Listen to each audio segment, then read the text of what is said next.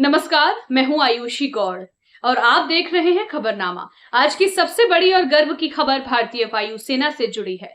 देश अब पूरी तरह से स्वदेशी 5वीं पीढ़ी के फाइटर जेट बनाने की दिशा में एक बड़ा कदम बढ़ा चुका है।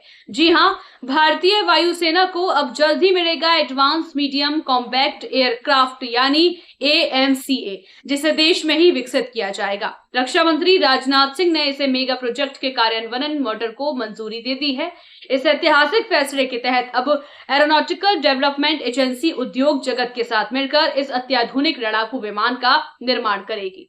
परियोजना की शुरुआती लागत लगभग 15,000 करोड़ रुपए बताई जा रही है। इस कदम से भारत की सरकार ही नहीं बल्कि निजी कंपनियों के लिए भी देश में रक्षा उत्पादन में भागीदारी का रास्ता खुल गया है। निजी और सार्वजनिक दोनों क्षेत्रों को इसमें बराबरी के मौके मिलेंगे।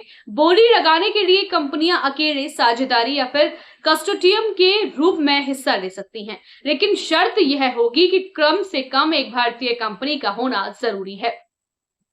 इस परियोजना के जरिए भारत न केवल 5वीं जनरेशन के फाइटर जेट्स विकसित करेगा, बल्कि इसमें स्टील्थ टेक्नोलॉजी, डीप पेनिट्रेशन और एडवांस एवियोनिक्स जैसी क्षमताएं होंगी, जो भारत की वायु शक्ति को नई ऊंचाइयों पर ले जाएंगी। मौजूदा समय में भारतीय वायुसेना के पास सिर्फ 31 स्क्वाड्रन है, जबकि आवश्यकता 42 की है। ऐसे में यह परियोजना स्क्वाड्रन की कमी को दूर करने में भी मददगार साबित होगी। रक्षा अनुसंधान एवं विकास संगठन यानी DRDO भी इस दिशा में स्वदेशी कावेरी इंजन पर काम कर रहा है, जो भविष्य में इन फाइटर जेट्स को और भी ज्यादा आत्मनिर्भर बनाएगा। यह फैसला ऐसे समय में आया जब चीन लगातार अपनी वायुसेना की ताकत बढ़ा रहा है और पाकिस्तान की भी खुलकर मदद कर रहा है। चीन ने जहां अपने 6वीं पीढ़ी के फाइटर जेट J-36 का परीक्षण कर लिया है, वहीं भारत की AMCA परियोजना देश की सुरक्षा और रणनीति संतुलन के लिहाज से बेहद अहम है।